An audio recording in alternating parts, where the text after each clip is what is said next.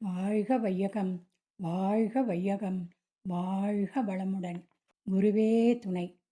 அனைவருக்கும் என் பணிவான அன்பு வணக்கங்கள். இன்றைய சிந்தனை சொர்க்கம் நரகம். இந்த சிந்தனையை தொடர்ந்து கேளுங்கள். லைக் பண்ணுங்க, ஷேர் பண்ணுங்க, சப்ஸ்கிரைப் பண்ணுங்க, பெல் ஐகானை கிளிக் பண்ணுங்க. வாழ்க வளமுடன். சிந்தனைக்கு செல்வோம். அன்பு உள்ளவர்களுக்கு மட்டுமே இந்த உலகம் உருவாக்கப்பட்டது. அன்பு உள்ளவர்களுக்காகவே இந்த உலகம் சிருஷ்டி செய்யப்பட்டிருக்கிறார்கள்.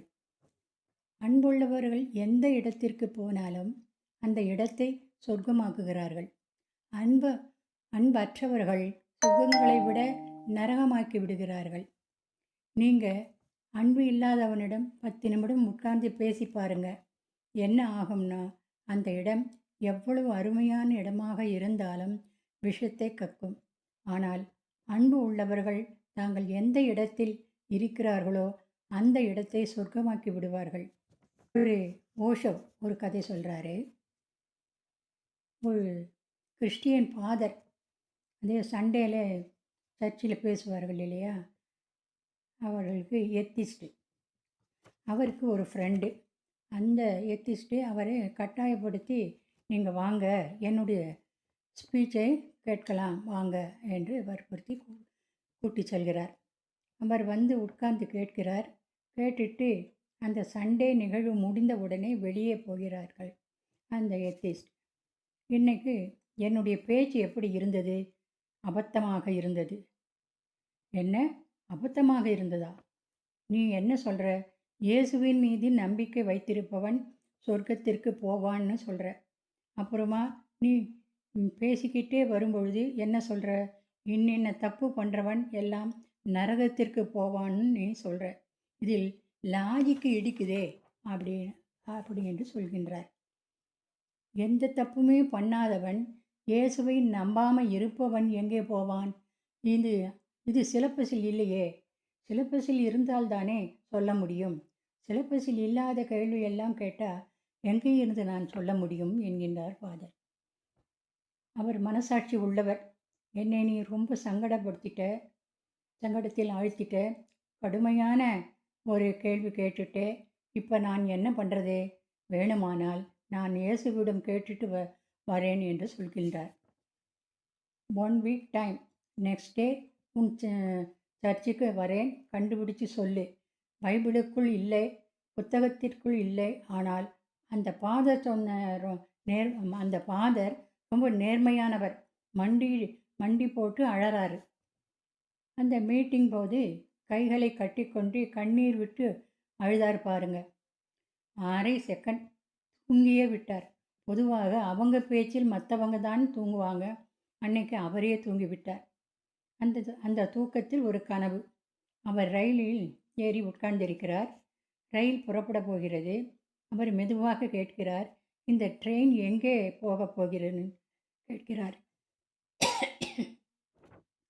இந்த ரயில் சொர்க்கத்திற்கு போகப் போகிறது. சொர்க்கத்திற்கு போகுதா? நல்ல வேளை, ரொம்ப நேரம் பார்த்திருந்தேன்.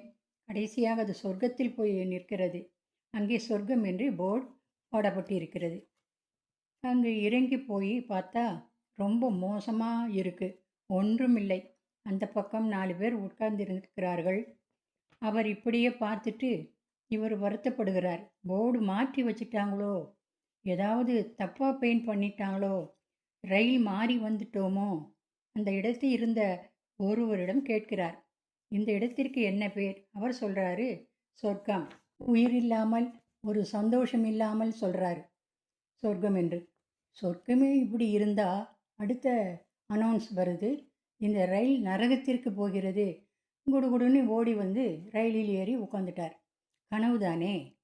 நரகத்தில் போய் வண்டி நிற்கிறது. அங்கே போய் பார்த்தால் ஒரே பூஞ்சோலையாக இருக்கிறது.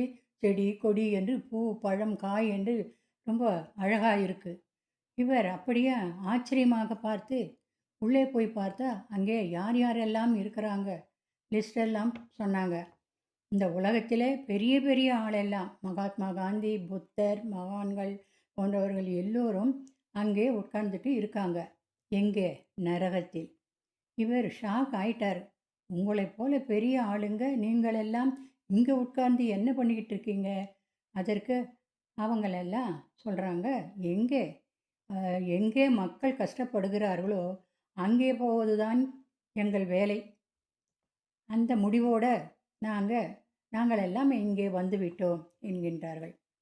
இது முதல்ல ஒரு மாதிரியாக தான் இருந்தது.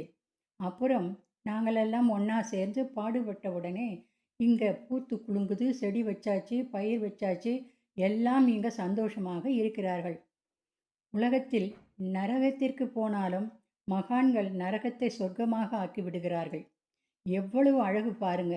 அவங்க இருக்கிற இடம்தான் சொர்க்கமே ஒழிய அவங்க சொர்க்கத்திற்கோ நரகத்திற்கோ போக முடியாது. ஏனென்றால் எந்த ஒன்றையும் சொர்க்கமாக ஆக்கக்கூடிய தன்மை அவர்களிடத்தில் அடங்கி இருக்கிறது. நான் இதை சொல்றது வாழ்க்கை பற்றிய புரிதலை. 100க்கு 90 பேர் என்ன சொல்கிறாங்க, என் பிள்ளை சரியில்லை, என் பெண்டாட்டி சரியில்லை, எங்கள் அப்பன் சரியில்லை, எங்கள் அம்மா சரியில்லை, இவன் சரியில்லை, அவன் சரியில்லைன்னு சொல்கிறோம் இல்லையா? இவர்கள் யாரும் நீங்கள் நினைப்பது போல் இருப்பதில்லை. இந்த இடத்தை சொர்க்கமாக்குவதோ நரகமாக்குவதோ உங்கள் அன்பினால் மட்டுமே முடியுமே தவிர மற்றவர்கள் மாற்றத்தால் ஒருபோதும் நடக்கப் போவதில்லை.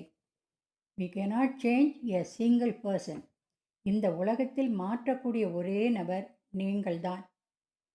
இந்த புரிதல்தான் உண்மையான வெற்றி வாழ்க்கையை தரும். நாம் மண்ணில் செய்த செயல்களால் விளைந்த தீமைக்கு விளைவு துன்பம். ஆனால் நாம் நமது துன்பத்திற்கான காரணங்களை விண்ணில் தேடுகிறோம். கடவுள் விண்ணில் இருக்கிறார், அவர்தான் நமக்கு துன்பங்களை அளிக்கிறார் என்று.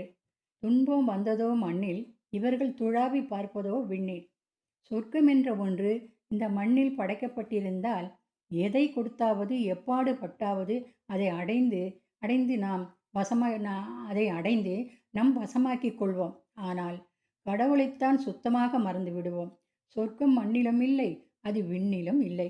சொர்க்கமானது நம்மில் மட்டுமே, நம் உள்ளேதான் புதைந்து கிடக்கிறது.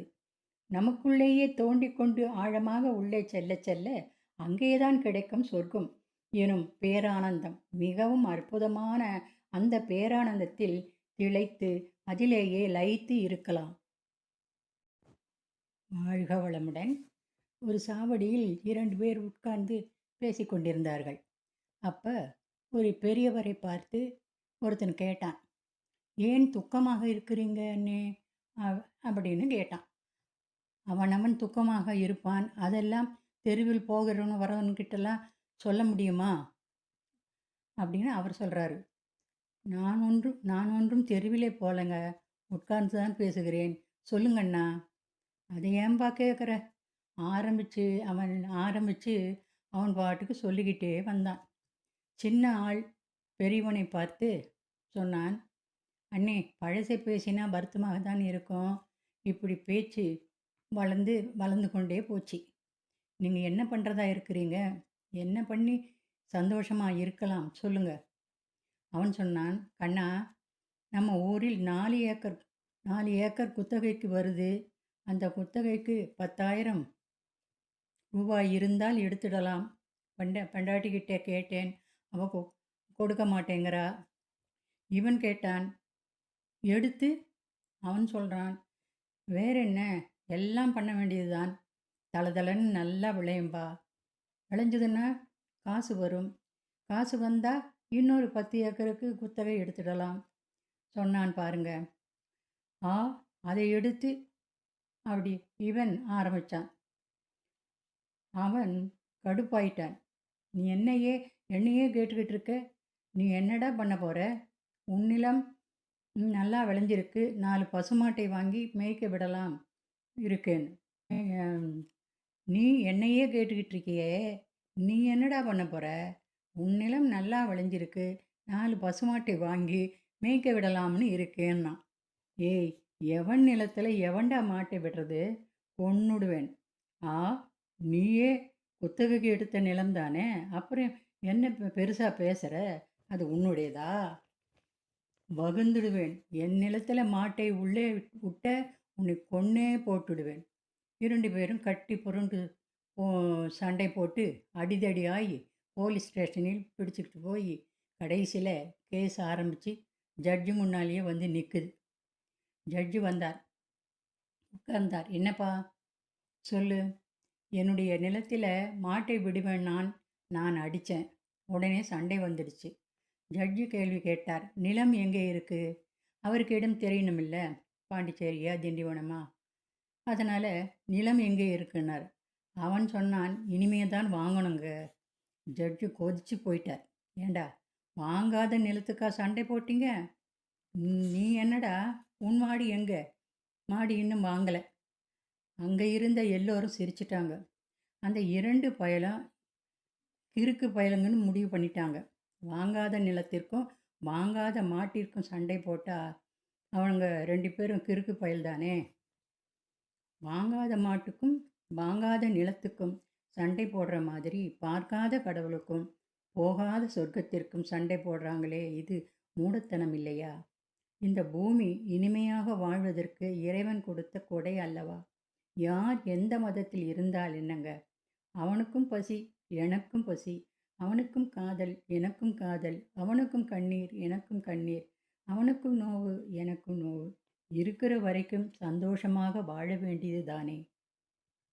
உயிரோடு இருப்பவன் செல்ல இயலாதே, மரணித்தவர்கள் கூற இயலாதே, பின்னர் சொர்க்கத்தையும் நரகத்தையும் கண்டுபிடித்தவர்கள் எவரோ என்கிறார் ஓஷோ.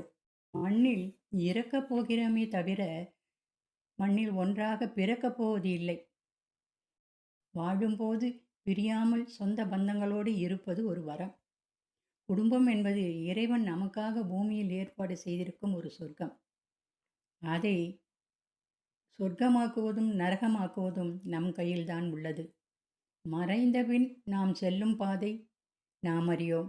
இருக்கும்போதே சொர்க்கத்தில் இருந்துவிட்டு போவோமே. இன்னொரு உதாரணம் பார்ப்போம். சொர்க்கத்திற்கு செல்ல தகுதியானவர்கள். மரணத்திற்கு பிறகு சொர்க்கத்தின் வாசலில் 4 பேர் நின்று கொண்டிருந்தனர். அந்த 4 நபர்களில் முதலில் நின்றவர் ஒரு ராஜா, இரண்டாவதாக ஒரு வணிகர், மூன்றாவது ஒரு கோவில் பூசாரி மற்றும் 4வது ஒரு சாதாரண தொழிலாளி இருந்தனர். யார் சொர்க்கத்தில் நுழைய முடியும், யார் திருப்பி அனுப்பப்படுவார்கள் என்பது யாருக்கும் தெரியாது. அவர்கள் தங்களுக்குள் பார்த்து தனது மனதில் பட்ட கருத்துக்களை தங்களுக்குள் பேசிக்கொண்டு இருந்தார்கள். முதல்ல அரசன் பேசுகிறார். இறப்பதற்கு முன்பிருந்து தன் கதையை முதலில் சொன்னார். நான் மிகவும் பிரபலமான அரசன். நான் எனக்கென்று நிறைய பேர் சம்பாதித்து இருக்கிறேன். ஆனால் நான் சொர்க்கம் செல்வதற்கான எல்லா வாய்ப்புகளும் எனக்கு உள்ளன. பின்னர் தொழிலதிபர் தனது கருத்தை முன்வைத்தார். நான் பூமியில் நிறைய பணம் சம்பாதித்தேன். நூற்றுக்கணக்கான மக்களுக்கு பண உதவி செய்தேன். எனவே நான் சொர்க்கத்திற்கு தகுதியானவன் என்றார். மூன்றாவது பூசாரி கூறுகிறார். நீங்கள் என்ன நினைத்தாலும் சொர்க்கத்தின் கதவுகள் எனக்காக மட்டும் திறக்கும் என்பது உறுதி. பூசாரிகள் இரவும் பகலும் கடவுளை நினைவு செய்கிறார்கள் என்பது அனைவருக்கும் தெரியும். எனவே எனக்கு சொர்க்கத்தில் இடமுண்டு என்று கூறினார். அவ்வாறே ஒவ்வொருவரும் தங்கள் தரப்பை இவ்வாறு முன்வைத்த போது அனைவரின் பார்வையும் எதுவும் பேசாமல் கண்களை குனிந்து அமைதியாக நின்ற தொழிலாளியின் மீது இருந்தது. ஏதோ சொல்லிவிட்டு அங்கேயே நின்றான். சொர்க்கத்தின் கதவு திறக்கப்பட்டது. ஒரு தேவதை வந்து நின்றது. கையில் ஒரு புத்தகம் இருந்தது. அதில் அந்த மக்கள் அனைவரின் செயல்களை பற்றி எழுதப்பட்டிருந்தது. தேவதை முதலில் ராஜாவை தன்னிடம் அழைத்து, சொல்லுங்கள், உங்கள் வாழ்க்கையை நீங்கள் என்னவெல்லாம் நல்ல செயல்கள் செய்தீர்கள்? இந்த நூலை பார்த்துவிட்டு உங்களை உள்ளே விடலாமா வேண்டாமா என்று முடிவு செய்வேன் என்றது. அரசர், எனது ராஜ்யம் செழிப்பாக இருந்ததைப் போலவே பெரியதாக இருந்தது. என் ராஜ்யத்தில் மக்கள் அனைவரும் மகிழ்ச்சியாக வாழ்ந்தனர். நான் அவர்களுக்கு எந்த குறையும் இருக்க விடவில்லை. இவை எனது நற்செயல்கள் என்று கூறினார். நீங்கள் உங்கள் ராஜ்யத்தின் மக்களை மிகவும் சிறப்பாக வைத்திருந்தீர்கள். ஆனால் உங்கள் ராஜ்யத்தின் எல்லைகளை விரிவுபடுத்துவதற்காக நீங்கள் நடத்திய போர்களால் ஆயிரக்கணக்கான வீரர்கள் தங்கள் உயிரை இழந்தனர். அந்த ஆயிரக்கணக்கான வீரர்களின் குடும்பங்களின் துயரத்திற்கு காரணமாகிவிட்டீர்கள். அதனால் உங்களால் சொர்க்கத்திற்கு வர முடியாது என்றார் தேவதை. இப்போது வியாபாரி முறை வந்தது. தேவதை வேவாரியிடம் கேட்டார், உங்கள் நற்செயல்கள் என்ன? அப்போது அவளிடம், நான் நூற்றுக்கணக்கானவர்களுக்கு உணவளித்தேன். பல ஆசிரமங்களுக்கு தானம் செய்துள்ளேன். பல ஆதரவற்றவர்களுக்கு வீடு கட்டி கொடுத்துள்ளேன். இது என்னுடைய நற்செயல்கள் என்றார். தேவதை மீண்டும் தனது புத்தகத்தை கவனமாக பார்த்துவிட்டு மனிதரிடம் சொன்னது, நீங்கள் நிறைய தர்மம் செய்திருக்கிறீர்கள் என்று சொல்வது சரிதான். ஆனால் அந்த பணத்தை சம்பாதிப்பதற்காக எத்தனை பொய் சொன்னீர்களோ தெரியவில்லை. நீங்கள் எவ்வளவு சூழ்ச்சி மற்றும் கலப்படம் செய்துள்ளீர்கள் என்று அவர் செய்த சூழ்ச்சியையும் பட்டியலிட்டார். அதனால் உங்கள் பெயரும் சொர்க்கத்தில் இல்லை என்றது. அதே கேள்வியை பூசாரியிடம் கேட்டபொழுது அவர் மிகுந்த நம்பிக்கையுடன், நான் எண்ணற்ற மக்களுக்கு அறிவை கொடுத்தேன், ஆயிரக்கணக்கான யாகங்கள் மற்றும் பூஜைகள் செய்துள்ளேன், இரவும் பகலும் கடவுளை வணங்கி வழிபட்டேன், இதைவிட சிறந்த செயல் என்ன இருக்க முடியும் என்றார். தேவதை தன் புத்தகத்தில் உள்ளே பார்த்துவிட்டு பூசாரியிடம், நீ மற்றவர்களுக்கு எந்த அறிவை கொடுத்தாயோ அதை அவர்கள் ஒருபோதும் யாகம், பூஜை அல்லது கடவுள் என்ற பெயரை உங்களுக்கான சுயநலமின்றி நடத்தியதில்லை. எனவே நீங்களும் சொர்க்கத்திற்கு வர முடியாது என்றார். இப்பொழுது அந்த தொழிலாளியின் பதில், நான் நாள் முழுவதும் கடினமாக உழைத்து சம்பாதித்த பணத்தை என் குடும்பத்தை பராமரிக்க செலவு செய்வேன். அதனால் தர்மம் எதுவும் செய்யவில்லை. மக்களுக்கு நான் என்ன சேவை செய்ய முடியும் என்றெல்லாம் வேலைக்கு பிறகு கொஞ்சம் எனக்கு ஓய்வு கிடைக்கும் போதெல்லாம் வயதான பெற்றோருக்கு சேவை செய்வதில் செலவழிப்பேன். மக்களுக்கு நான் என்ன சேவை செய்ய முடியும்? ஏனென்றால் வேலைக்கு பிறகு கொஞ்சம் எனக்கு ஓய்வு கிடைக்கும் போதெல்லாம் வயதான பெற்றோருக்கு சேவை செய்வதில் செலவழிப்பேன். இதையெல்லாம் செய்துவிட்டு சில சமயம் கோவிலுக்கு செல்வேன். கடவுளுடன் பிரார்த்தனை செய்வேன். அவர் எனக்கு அளித்த வாழ்க்கைக்கு நன்றி என்று கூறுவேன். தேவதை தனது புத்தகத்தை கவனமாக பார்த்துவிட்டு சிறிது நேரம் அது படித்து கொண்டிருந்தது. பின்னர் அவர் அந்த தொழிலாளியை, நீங்கள் செய்த சிறிய நல்ல செயலாவது நினைவில் கொண்டு வந்து சொல்லும்படி கேட்டார். நீங்கள் ஏதாவது நல்ல செயல் செய்திருக்க வேண்டும், உங்களுக்கு ஞாபகம் உள்ளதா என்று கேட்டார். சிறிது நேரம் யோசித்த தொழிலாளி, ஆமாம், எனக்கு கொஞ்சம் ஞாபகம் இருக்கிறது. ஒரு முறை எனக்கு மிகவும் பசியாக இருந்தது. நான் சாப்பிட உட்கார்ந்தேன். சரியாக நடக்கக்கூட முடியாத ஒரு பலவீனமான நாய் என் அருகில் வந்து என் உணவை பார்க்க ஆரம்பித்தது. பின்னர் நான் அந்த நாய்க்கு சாப்பாட்டை கொடுத்து அன்று பசியுடன் வேலை செய்தேன் என்று கூறினான். தொழிலாளி சொல்வதை கேட்ட தேவதை புன்னகைத்து அந்த தொழிலாளியை மிகுந்த மரியாதையுடன் சொர்க்கத்திற்கு அழைத்துச் சென்றது. இது கலியுகம். ஆயினும் நல்ல செயல்கள் என்பது சுயநலமில்லாமல் செய்யும் விதத்திலிருந்து கணக்கிடப்படுகிறது. தன்னலமின்றி பிரதிபலனை எதிர்பார்க்காமல் நல்ல உள்ளத்துடன் செய்யும் செயல்களால் இம்மையில் மட்டுமல்ல மறுமையிலும் அனைவருக்கும் நல்லது. ஓர் ஊரில் ஒருத்தர் இருந்தாராம். அவர் ரொம்ப நல்லவர். திடீரென்று அவர் ஒரு நாள் செத்து போயிட்டார். கடவுள் அவனை சொர்க்கத்திற்கு கூப்பிட்டு போகிறார். தான் சொர்க்கத்திற்கு வந்ததற்கு காரணம் என்ன என்பதை தெரிந்து கொள்ள விரும்பினான். கடவுளிடம் கேட்டானாம், என்னை எதற்காக சொர்க்கத்திற்கு கூட்டு வந்தீங்க? நான் நிறைய பூஜையெல்லாம் பண்ணுறேனே, அதற்காகவா என்றான். கடவுள் இல்லை என்று சிரிச்சுக்கிட்டே பதில் சொன்னார். நான் நிறைய பேருக்கு உதவிகள் செய்கிறேனே, அதற்காகவா என்று கேட்டான். அதற்கும் இல்லை என்று கடவுள் சொன்னாராம். என்னது, அதற்காகவும் இல்லையா?